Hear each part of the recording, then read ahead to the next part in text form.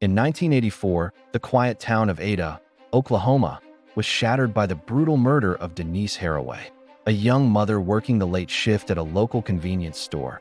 She simply vanished one night, leaving behind an empty register and a community gripped by fear.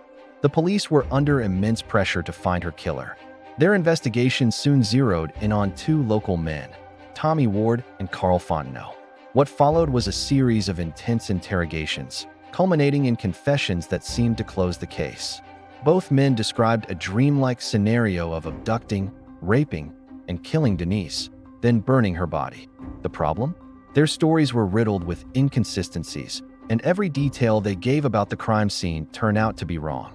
Even more bizarrely, Tommy Ward told police it was all a dream. Yet, based almost entirely on these coerced confessions, both men were convicted and sentenced to life in prison.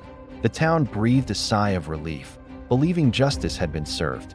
But for many, including investigative reporters and legal experts, something felt deeply wrong. The confessions didn't match the evidence, or lack thereof. There was no physical evidence linking Ward or Fontenot to the crime. Denise Haraway's body hadn't even been found at the time of their confessions. When her remains were discovered years later in a completely different location and with a different cause of death than described, the case should have been blown wide open. But it wasn't. The convictions stood, and two men, who many believed were innocent, continued to waste away behind bars. This is where our story takes a turn, transforming from a tragic tale of wrongful conviction into a relentless pursuit of the truth. Decades passed. Tommy Ward and Carl Fontenot maintained their innocence from inside their prison cells. Their appeals were repeatedly denied.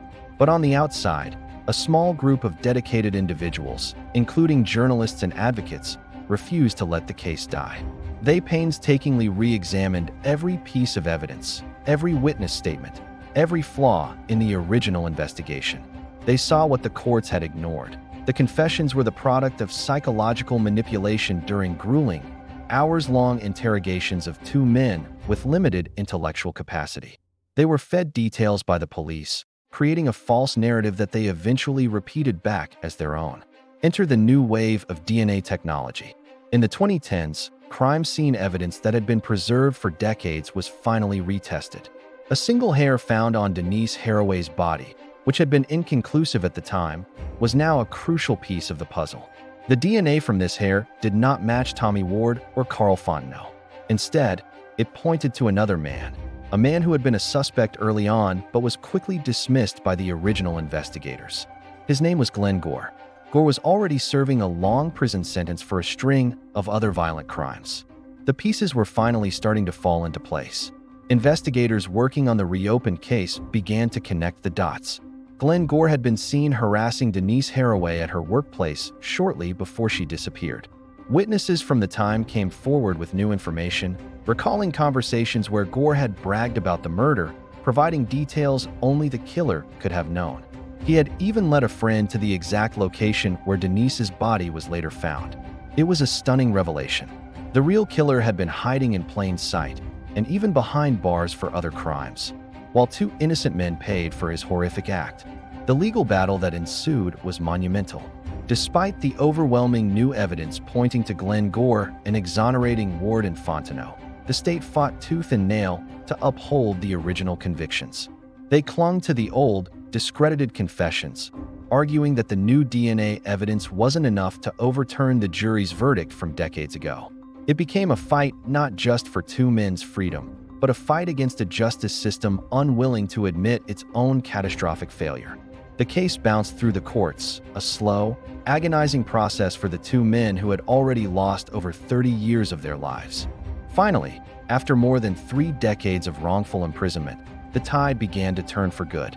In 2017, a judge overturned Carl Fontenot's conviction, citing the new evidence and the unreliability of his confession. He was released from prison, a free man for the first time in his adult life. Then, in 2020, Tommy Ward's conviction was also vacated.